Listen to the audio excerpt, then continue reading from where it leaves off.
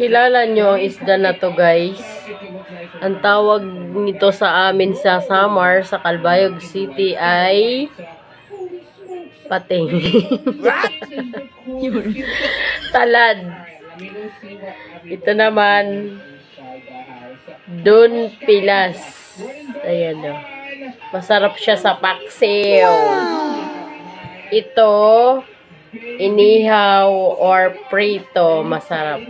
Yummy! At ito din, guys, sariwang sariwa. Ang sarap nito sa tinola.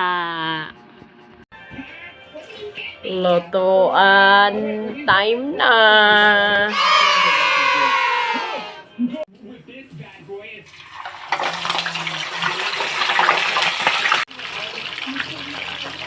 Pritong talad. Wow! Don Pilas na paksiw. Wow! Tinola. Sarap ng tinula. Manamis-tamis. Dahil sariwa pa ang isda. So yummy.